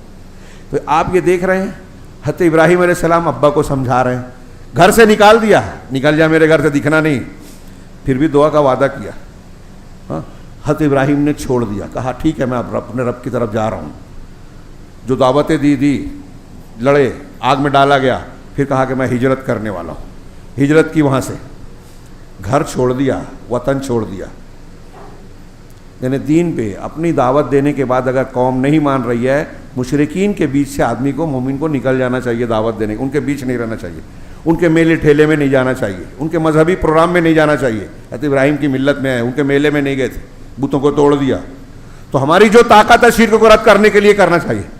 پھر وہاں سے گئے، راستے میں جو آزمائش ہوئی، ہاں، حضرت مشرک گھرانے کو چھوڑا تھا۔ قرآن میں کئی مقامات پہ میں اپنی زبان میں کچھ باتوں کو اشارہ کر دوں، آپ ضرور پڑھیے، ضرورت ہے۔ اور ابھی عید الاضحیٰ کو موقع ہے، آپ کو علماء کرام سے اور بھی سلسلے میں انشاءاللہ معلومات ملے گی، آپ خود بھی پڑھیں گے اور پڑھنا چاہیے، پڑھانا چاہیے۔ تو جب وہاں سے نکلے، راستے میں بادشاہ والا واقعہ ہوا، بیوی پر ہاتھ ڈالنا چاہا، اللہ نے اسے دھنسا دیا، روک دیا۔ ہاں، پورا واقعہ پڑھیے صحیح بخاری میں، بڑا زبردست ہے۔ میں اس کو کہتا ہوں کہ دیکھیے حضرت ابراہیم اکیلے تھے، قوم نے، نمرود نے ساری نموریت آپ کا بال بیکا نہیں کر پائی۔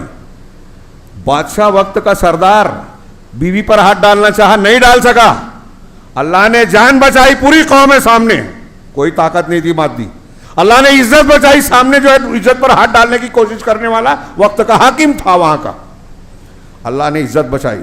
آج بھی ہم کو جان، مال، عزت اگر بچانا ہے، آپ چاہتے ہیں کہ آپ کے گھر پر بلڈوزر نہ چلے، آپ کے بیوی بچوں کو عزت ملے، آپ کو عزت ملے، ہم مسلمانوں کو عزت ملے، تو ملت ابراہیمی پر چلیے، اللہ پر توکل کیجئے۔ آگ میں ڈالے جانے سے پہلے کہا تھا حسبنا اللہ و نعم الوکیل، اللہ ہمارے لیے کافی اور بہترین کارساز ہے۔ کیا ہم بول رہے ہیں؟ ہم تو اس کے اس پر تکیہ کر رہے ہیں، اللہ کو بھول رہے ہیں، اور جو اللہ کو یاد دلاتا کہتے ہیں مولوی صاحب پچھلی بات کرتے ہیں، اس کی کیا ضرورت؟ اسی کی ضرورت ہے۔ یہی یاد دلانے عید الاضحیٰ اور حج کا موقع آتا ہے، ابراہیم علیہ السلام کی سیرت بتاتی ہے۔ جب اللہ تعالیٰ نے، اب یہ بھی دیکھیے کہ ابراہیم علیہ السلام نے مشرک باپ کو چھوڑا، مشرک گھر کو چھوڑا، مشرک قوم کو چھوڑا، تو اللہ نے کہا انی جاعلک للناس اماما، ہم آپ کو امام بنانے والے۔ واتخذ اللہ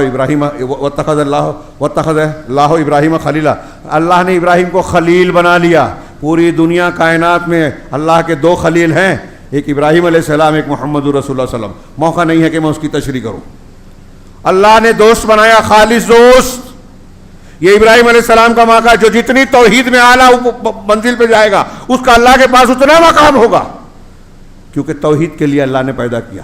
پوری کائنات کے انسانوں میں سب سے توحید میں سب سے اعلیٰ درجے محمد رسول اللہ صلی اللہ علیہ وسلم، اور ان کے بعد سب سے اعلیٰ درجہ حضرت ابراہیم کا۔ دونوں خلیل ہیں۔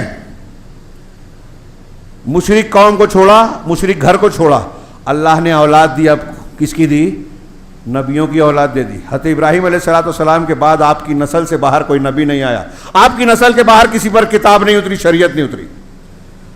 آپ کے بیٹے اسحاق علیہ السلام, ان کے بیٹے یعقوب علیہ السلام, پورے انبیاء بنی اسرائیل ان کی اولاد, حضرت عیسیٰ اور حضرت یحییٰ تک, ان میں یہ آخری تھے. اور پھر حضرت اسماعیل علیہ السلام جو حضرت ابراہیم کی اولاد ہیں, ان کی نسل میں محمد رسول اللہ صلی اللہ علیہ وسلم. اللہ نے آپ کو امام بنایا, خلیل بنایا. یہ قرآن کہہ رہا ہے ان ابراہیم کان امتن, ابراہیم ایک امت تھے, جامع الخصائل اور خیرات تھے. ہاں, خیر کی طرف دعوت دینے والے. امت کا کئی معنی کیا؟ امت کا ایک معنی امام, پیشوا تھے. قانتا للہ, اللہ کی فرما برداری کرنے والے تھے. ایک ہے مطیع, ہے کہ قانت. ہاں, مطیع یہ ہے کہ آپ مسجد میں ابھی نیکی کر رہے ہیں, بازار میں گئے تو بے ایمانی کرنے لگے, تو آپ قانت نہیں ہیں. رمضان میں ہم اچھے انسان مسلمان بن گئے, رمضان کے بعد پھر پہلے راستے پہ آ گئے, قانت نہیں ہے. قنوت یہ ہے کہ مسلسل اللہ کی عبادت کرنا, اطاعت کرنا, بات ماننا. کہیں بھی مخالفت نہیں, یہ بات مانی اور وہ نہیں مانی, ایسا نہیں. حضرت ابراہیم مسلسل عبادت کرنا, حنیفاً, یکسو تھے, یکرخے تھے, صرف اللہ کے لیے اخلاص اور توجہ رکھنے والے. ولم یکن من المشرکین, مشرکین میں سے نہیں تھے. شاکرا لانعمہ, اللہ کی نعمتوں کا شکر ادا کرنے والے. جو نعمت دی اس کا شکر کا معنی پڑھیے, صرف زبان سے, صرف دل سے نہیں بلکہ عمل سے بھی. جو نعمت دی اس نعمت کا صحیح استعمال کرنا. اجتباہ, اللہ نے ان کو منتخب کر لیا. وہداہ الی صراط مستقیم, اور صراط مستقیم کی رہنمائی کی, اسے جتلا دیا. وآتیناہ فی الدنیا حسنہ, دنیا میں بھی ہم نے ان کو حسنہ دیا, اور آخرت میں بھی وہ نیکوکاروں میں سے ہو گئے. پھر ہم نے آپ کی طرف وحی کی کہ آپ ملت ابراہیمی کی پیروی کیجیے, جو میں نے آیت پڑھی. اب یہ ہمارے لیے ابراہیم علیہ السلام کو نمونہ بنایا گیا. اب حضرت اسماعیل علیہ السلام کا واقعہ, ہاں بہت وقت زیادہ ہو گیا, صرف بچوں کے اس میں تناظر میں یہ ایک دو جملہ اشارہ کر دوں. واقعہ ہم پڑھتے ہیں, اب یہ ذکر آئے گا کہ حضرت ابراہیم علیہ السلام کے بیٹے حضرت اسماعیل, یہ وہی بیٹے ہیں جن کو اللہ کے حکم سے ماں کے ساتھ میں مکہ کی بے آب و گیاہ وادی میں چھوڑا گیا. وہیں ان کے پیروں کے تلے سے زمزم نکلا. یہ معجزہ آج بھی زندہ ہے مکہ میں, پوری دنیا کو دعوت دے رہا ہے. دنیا کے ریسرچ اور کیا کہتے ہیں تحقیقات سے بھی پتہ چلا کہ زمزم کی طرح دنیا میں کوئی پانی نہیں ہے. اکیلا پانی ہے جس میں کرسٹل ہے, جس میں سڑتا نہیں ہے, جس میں بہت ساری بیماریوں کا علاج ہے. خیر, وہ حضرت اسماعیل مکہ میں ٹھہرائے گئے. پڑھیے سورہ ابراہیم میں, ربنا انی اسکنت من ذریتی بواد غیر ذی زرع عند بیتک المحرم, پروردگار میں نے اپنی ذریت کو, اپنی بعض ذریت کو تیرے گھر کے پاس, ہاں, ایسی وادی میں جو کھیتی باڑی والی نہیں ہے, بسا دیا. کیوں؟ ربنا لیقیموا الصلاۃ, پروردگار اس لیے کہ وہ نماز قائم کرے. لیکن اس سے پہلے جو دعا کی شروعات ہے سورہ ابراہیم میں پڑھیے, رب اجعل ھذا البلد آمنا, کیا ہے, اے اردا اس شہر کو تو امن والا بنا دے. اس کے بعد جو اللہ نے حضرت ابراہیم نے دعا کی, وَجْنُبْنِي وَبَنِيَّ أَن نَعْبُدَ الْأَصْنَامَ. میں چاہتا تھا اس میں تھوڑا بولوں, ٹائم نہیں ہے.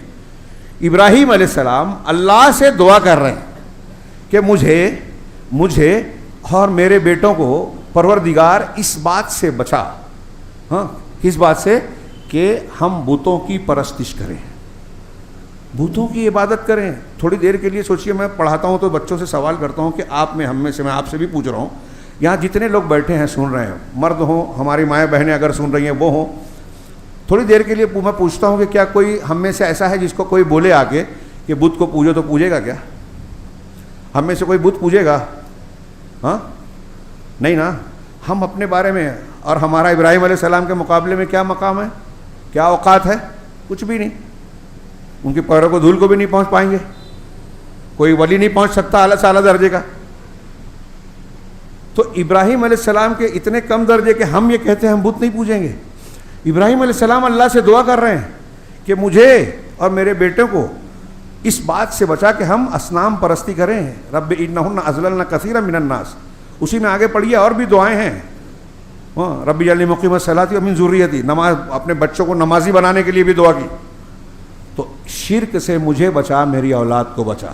اس سے شرک کے خطرناک ہونے کی دلیل ملتی ہے کہ ہمیں شرک سے کتنا ڈرتے رہنا چاہیے, ہوشیار رہنا چاہیے, اپنے لیے بھی, اپنے بچوں کے لیے بھی. اگر ہم چاہتے ہیں بچے کا بھلا کریں, ماں باپ کا بچوں پر حق ہے, جس طرح ہمارا حق ہے کہ ہم ان کو کھانا, کپڑا, ضرورت کی چیزیں دے, ان سے بڑھ کر ضرورت ہے کہ ہم ان کو توحید سکھائیں, شرک سے ڈرائیں, شرک کو پہچانوائیں. یہ ضروری ہے. اور آج مسلمان بڑی عمر کے ہو گئے, بڈھے ہو گئے, شرک اور توحید جب خود کو نہیں معلوم, کچھ لوگ تو دین میں ٹائم لگاتے ہیں، دین کی خدمت کر رہے ہیں، فضائل پہ محنت کر رہے ہیں، کچھ اقامت دین کی بات کرتے ہیں، لیکن توحید نہیں معلوم، توحید کی قسمیں نہیں معلوم، توحید کی شرطیں نہیں معلوم، توحید کے تقاضے نہیں معلوم، شرک اکبر شرک اصغر نہیں معلوم۔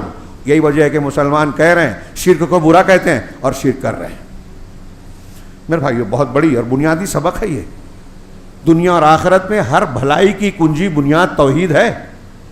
توحید کے اثرات آپ سنتے ہوں گے علماء سے، نتائج ثمرات، اور دنیا میں ہر برائی اور پریشانی، آخرت کی ہر برائی پریشانی، جہنم کے عذاب کی سب سے بڑی بنیاد شرک ہے، کفر ہے۔ سب سے زیادہ اس سے چوکنا رہیے، اس سے بچیے۔ حضرت ابراہیم نے دعا مانگی، اور اولاد ہو جانے کے بعد یہ دعا کر رہے ہیں، اس سے پہلے جب اولاد کے لیے دعا مانگی تو کہا رب ہب لی من الصالحین، پروردگار مجھے نیک اولاد دے دو، فبشرناہ بغلام حلیم۔ پھر اس کے بعد اسی آیتوں میں ہے سورہ صافات میں کہ جب وہ اس عمر کو پہنچے کہ ان کے دوڑ دھوپ کے لائق ہو گئے تو کہا، ابراہیم علیہ السلام ان کے پاس آئے اور کہا انی ارا فی المنام انی اذبحک، میں خواب میں دیکھ رہا ہوں کہ تمہیں ذبح کر رہا ہوں، فانظر ماذا تری، تو غور کرو کیا خیال ہے، کیا رائے ہے۔ یہ آپ سنیں گے، پڑھیں گے، میں اشارے سے آگے بڑھ جاؤں، حالانکہ یہاں بھی میں رکنا چاہتا تھا۔ تو حضرت اسماعیل نے کیا کہا، ہاں یا ابتی فعل ما تؤمر، غضب، بیٹا کہہ رہا ہے ابا جو حکم دیا گیا اسے کر دیا۔ حضرت ابراہیم نے کیا کہا تھا، میں نے خواب دیکھا تمہیں ذبح کر رہا ہوں۔ اسماعیل علیہ السلام کیا جواب دے رہے ہیں، جو حکم دیا جا رہا ہے۔ مطلب اسماعیل علیہ السلام یہ کہہ رہے ہیں کہ میرے باپ نبی ہیں، نبی نے جو خواب دیکھا وہ اللہ کی طرف سے حکم ہے۔ اور آج ہمارے یہاں منکرین حدیث کہتے ہیں کہ حدیث حجت نہیں ہے، وہ قرآن میں نہیں تھا۔ حضرت اسماعیل کہہ رہے ہیں اللہ کا حکم ہے، حضرت ابراہیم نے خواب دیکھا تھا، نبی کا خواب بھی حدیث ہے، حکم ہے اللہ کا۔ اور یہاں حدیث رسول کو، نبی کے خواب کو ہمارے کچھ لوگ انکار حدیث کرنے والے مانتے ہی نہیں ہیں۔ بیٹے کا دیکھیے کس طرح تربیت کی تھی توحید کی۔ اگر آپ توحید سکھائیں گے اپنے بچوں کو تو باپ کی عزت کرے گا۔ توحید کا اثر یہ ہوتا ہے کہ باپ کا فرما بردار ہوتا ہے، بیٹا ہر بات کو، حکم کو ماننے والا ہوتا ہے۔ توحید والے ہیں، ہاں اللہ نے کہا ہے نا ذبح کرنے کا، گردن کاٹنے کا، مار دیجیے، تیار ہوں میں کٹنے کے لیے۔ پر یہ کیسی بات ہے؟ آج ہمارا بیٹا، ہم بچے کو بستر سے نہیں اٹھاتے، فجر میں آرام کر رہا ہے، تھکا ہے، جانے دو، وہ بھی نہیں اٹھتا۔ حضرت ابراہیم چھری چلا رہے ہیں، ہم سبق پڑھتے پڑھاتے ہیں، لیکن بس کہانی کی طرح پڑھتے ہیں، جانور کاٹ لیتے ہیں، سمجھتے ہیں کہ حق ادا ہو گیا، سنت ابراہیمی ادا کر لی، ملت ابراہیمی پہ چل گئے۔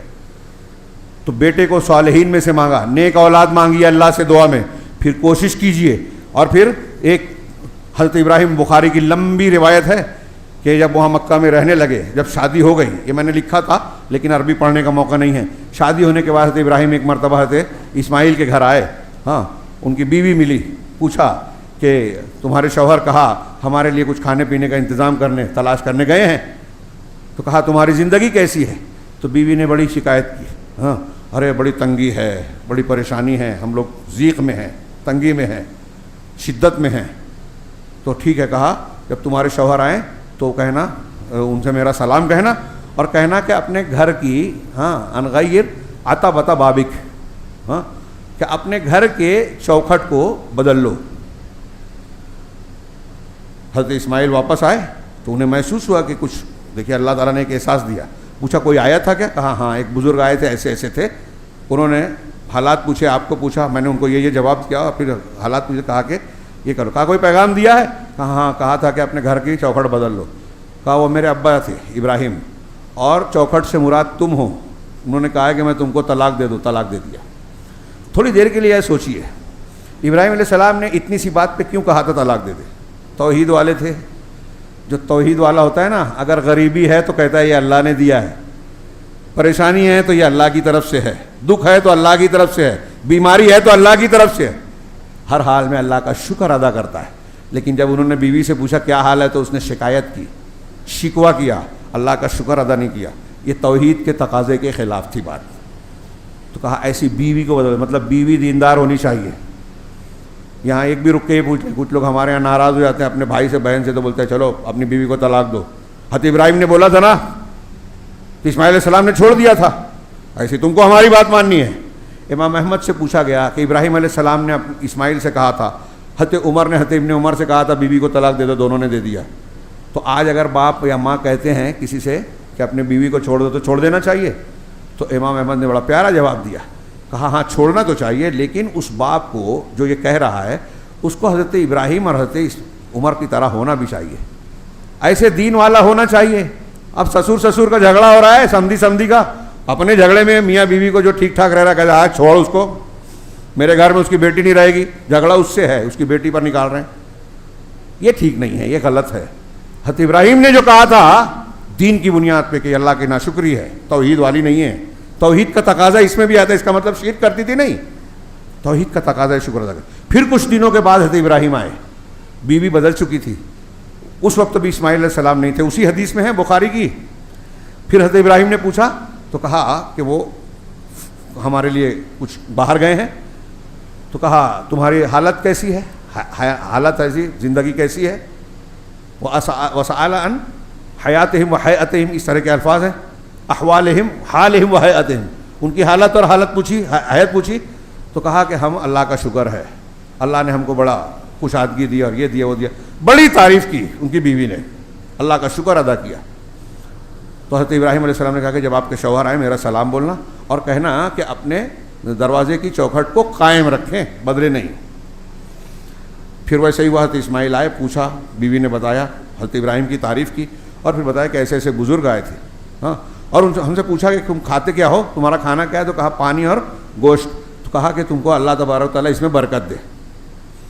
حضرت ابراہیم نے جو دعا دی تھی مکہ والوں کے لیے, اس میں حدیث میں ہے, مکہ والے ایسے ہیں کہ ایک لمبے عرصے تک بغیر اناج کے گوشت کھاتے رہے, ان کو کوئی نقصان نہیں ہے, ان کے علاوہ کوئی کھاتا ہے صرف گوشت کا ہے, نقصان ہوگا پیٹ کو. کہا اگر اللہ کے رسول نے اسی حدیث میں کہا اگر اناج بھی کھاتے اور اللہ کے حضرت ابراہیم ان کو دعا دیتے تو مکہ میں اناج بھی ملتا خوب. آج دنیا کا ہر پھل ملتا ہے, مکہ میں پیدا نہیں ہوتا, ملتا سب ہے, تازہ ملتا ہے. ابراہیم کی دعا علیہ السلام کی دعا قبول ہوئی. خیر, تو حضرت ابراہیم نے یہ میسج دیا, تازہ پھل کھانا ہے تو ابراہیم علیہ السلام کا طریقہ اختیار کیجئے. آپ بولیں گے کہ ارے وہی توحید کی بات, توحید سے تازہ پھل ملتا ہے. لاجک نہیں سمجھ میں آ رہی ہے. اللہ کا دنیا کا نظام اللہ چلاتا ہے, کوئی ٹرمپ, کوئی یاہو, کوئی سنگ پریوار کا آدمی نہیں چلاتا. ان کو تھوڑی طاقت ملتی ہے تو اترا رہے ہیں, کود رہے ہیں. بہت فرائض آئے, اللہ نے رسی کھینچی, چلے گئے, ختم ہو گئے, مٹ گئے, نشان عبرت بن گئے. ہاں, ابراہیم علیہ السلام کا ذکر ہم کر رہے ہیں, کیوں؟ توحید والے تھے. تو اللہ نے دنیا میں بھی مشرک باپ کو چھوڑا, موحد بیٹے دے دیے, انبیاء کی اولاد دے دی. اور پھر میں یہ واقعہ جو ذکر کر رہا تھا, ان کی بیوی سے کہا کہ گھر کی چوکھٹ قائم رکھنا. حضرت اسماعیل آئے, پوچھا, بتایا سب چیزیں. ان سے بھی یہی کہا کہ وہ میرے والد تھے اور گھر کی چوکھٹ سے مراد تم ہو, تم کو قائم رکھنا ہے, انہیں تم کو طلاق نہیں دینا, یہ کہا ہے قائم. یہ دیکھیے حضرت ابراہیم اور اسماعیل کا تعلق. گردن کاٹنے کا حکم ہوا, بیٹے سے کہا بیٹا اللہ کے حکم کی تعمیل میں یہ نہیں کہا ارے آپ کاٹو گے میں کٹ جاؤں گا, اللہ کا حکم ہے تو کوئی جانور اور کسی اور کو کاٹ لو, یہ نہیں کہا. ہمارے گھروں میں بولتے ہیں ارے میرے گھر میں تو کبھی روز شادی ہوتی ہے, کیا ارمان نکالیں گے نا. ہاں نہیں, حضرت ابراہیم, حضرت ہاجرہ, حضرت ان کا خاندان, حضرت ہاجرہ, حضرت اسماعیل نے یہ نہیں کہا کہ ہم کو یہاں جنگل میں چھوڑے جا رہے ہو تو کیا ہوگا ہمارا. ہاں, جب گھر میں چھوڑا تو سوچئے رات میں اکیلی رہی ہوں گی, بیٹا گود کا بیٹا ہے وہ ہے, کوئی دور دور تک انسان بھی نہیں ہے, گھر بھی نہیں ہے, تھوڑی دیر کے لیے سوچئے. لیکن تیسری مرتبہ جب حضرت ابراہیم سے پوچھا, بخاری کی روایت میں, ہم کو کیوں چھوڑ رہے ہو, کیا اللہ کا حکم ہے, کہاں, کہا اللہ کا حکم ہے تو ضائع نہیں کرے گا, اللہ کا حکم ہے تو ابا جان میری گردن پہ چھری چلا دی. اسماعیل علیہ السلام نے کہا آپ نے حکم دیا ہے کہ یہ اس کو گھر کو چوکھٹ بدل دی. یہ سب توحید کے اثرات ہیں. اور پھر کچھ دنوں کے بعد آئے, آخری بات, حضرت ابراہیم علیہ السلام نے کہا, حضرت اسماعیل ایک درخت کے نیچے بیٹھ کے اپنا تیر سیدھا کر رہے تھے, کہا میں ایک کام سے آیا ہوں, خیر خیریت ملی. اس میں حدیث میں, اسی حدیث میں آگے ہے کہ باپ بیٹا جس طرح ملتا ہے اس طرح ملے. پھر حضرت ابراہیم نے کہا کہ اللہ نے مجھے ایک حکم دیا ہے تو کیا تم اس میں میری مدد کرو گے, کہا ہاں مدد کروں گا. اللہ نے حکم دیا ہے, آپ کہہ رہے ہیں کیوں نہیں مدد کروں گا. اللہ کی عبادت ہے, باپ کی خدمت ہے, دونوں فرض ہے. ہاں, توحید والا آدمی یہ دونوں کرے گا. تو کہا کہ اس اونچے مقام پر اللہ نے مجھے حکم دیا ہے کہ میں اس کا گھر بناؤں, یعنی کعبہ کی تعمیر کروں. پھر کعبہ کی تعمیر کا سورہ بقرہ میں وَإِذْ يَرْفَعُ إِبْرَاهِيمُ الْقَوَاعِدَ مِنَ الْبَيْتِ وَإِسْمَاعِيلُ. اور جب ابراہیم اپنے گھر کے, اللہ کے گھر کے قواعد کو, بنیادوں کو اٹھا رہے تھے, اور ان کے ساتھ اسماعیل بھی, اور دونوں دعا کیے جا رہے تھے, ربنا تقبل منا انک انت السمیع العلیم. ہم عمل تو کر رہے ہیں پروردگار, ہاں, لیکن ہمارے اس عمل کو تو قبول کر لے, تقبل منا, ہم سے قبول کر لے, ہاں, وتب علینا, اور ہماری توبہ کو قبول کر لے, انک انت السمیع العلیم. تو سننے والا العلم والا ہے.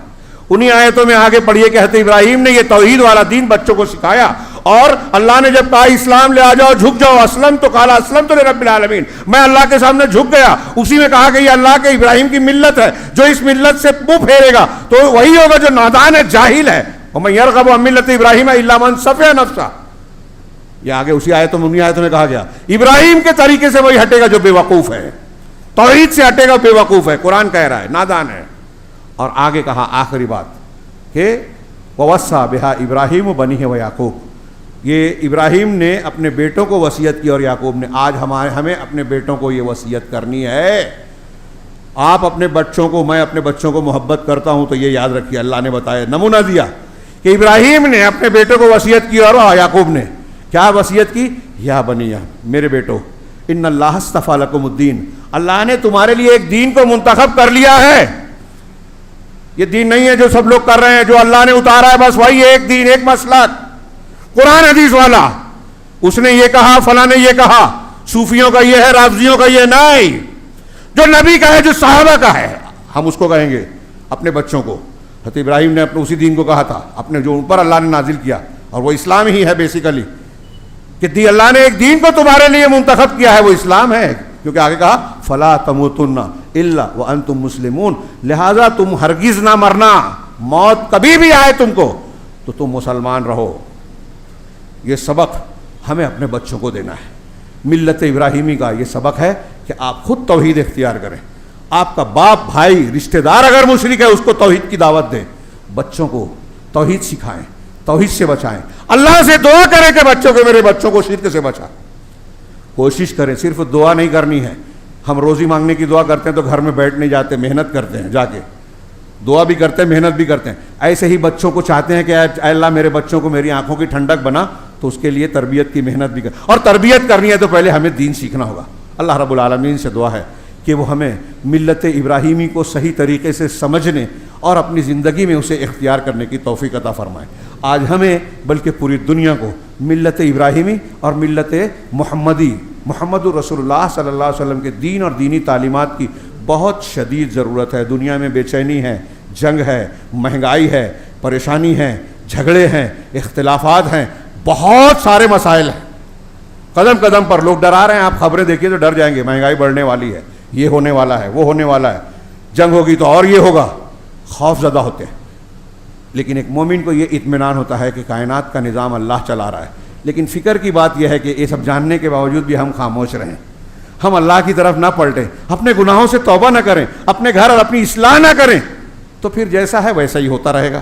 اگر ہم چاہتے ہیں کہ یہ مسائل بھی حل ہوں، ہاں، یہ جو دنیا میں فسادات ہو رہے ہیں اس کی آنچ اور بھنک ہمارے گھروں میں نہ پہنچے، ہمارے گھر بلڈوزر سے بچے، ہمارے بچے عزت اور سعادت پائیں، تو ہمیں ضروری ہے کہ ملت ابراہیمی اور ملت محمدی، دین محمدی کو گلے لگائیں۔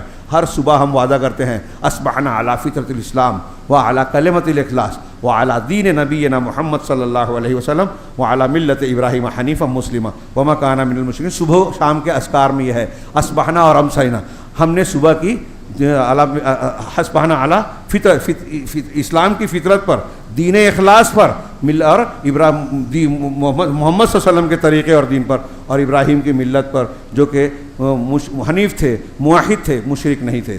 تو کیا ہم صبح شام یہ جو کہتے ہیں اس پر پورے اترتے ہیں؟ اللہ ہمیں توفیق دے کہ ہم پورے اتریں۔ اقول قولی ھذا واستغفر اللہ لکم ولسائر المسلمین۔ بارک اللہ لنا ولکم فی القرآن المجید ونفعنا وإیاکم بالآیات والذکر الحکیم، انہ تعالی جواد کریم ملک برحیم۔